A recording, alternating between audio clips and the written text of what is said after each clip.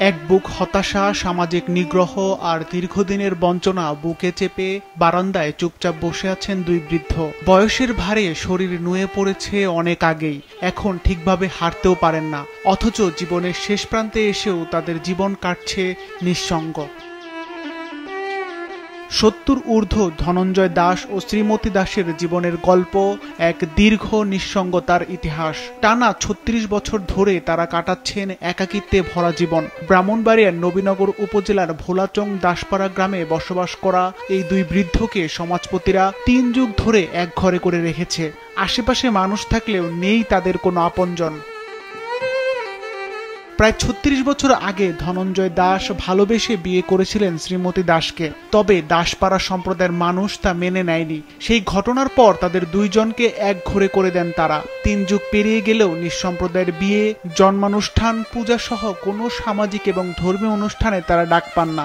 শুধু তাই নয়, কারো বাড়িতে যাওয়াও তাদের নিষিদ্ধ, আবার অন্যদের বাড়িতে যাওয়াও নিষেধ। এভাবেই দীর্ঘ সময় ধরে সমাজ থেকে বিচ্ছিন্ন হয়ে জীবন কাটাচ্ছেন তারা। ৩৬ বছর ধরে সংসারে আমরা মিলে আছি, সমাজে আমরা গ্রহণ করে না, আমরা এক গোলা করে রাখছে।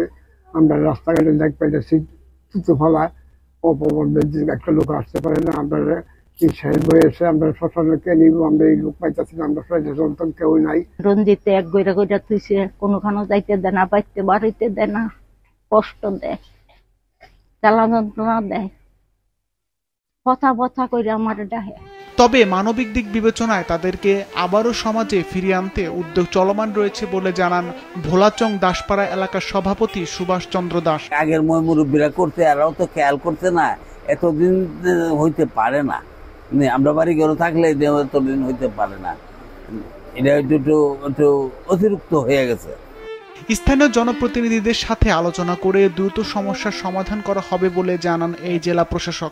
এই বিষয়টা আসলে আমরা চেষ্টা করছি, আমি যেহেতু অবগত হলাম, স্থানীয় যারা জনপ্রতিনিধি আছেন, স্থানীয় যারা ব্যক্তিবর্গ, ধর্মীয় যারা ব্যক্তিবর্গ আছেন, আমরা তাদেরকে ডেকে বিষয়টা যাতে সমাধান করা যায়, ইজিলি সুরাহা করা যায়, সেই বিষয়টা আমরা চেষ্টা করি। মানবিক দিক বিবেচনায় ধনঞ্জয় দাস ও শ্রীমতী দাসকে আর এক ঘরে নয়, বরং সমাজের মূল স্রোতে ফিরিয়ে আনা হবে, এমনটাই প্রত্যাশা স্থানীয়দের। সিফাত রহমান, মাছরাঙ্গা, নিউজ ডেস্ক।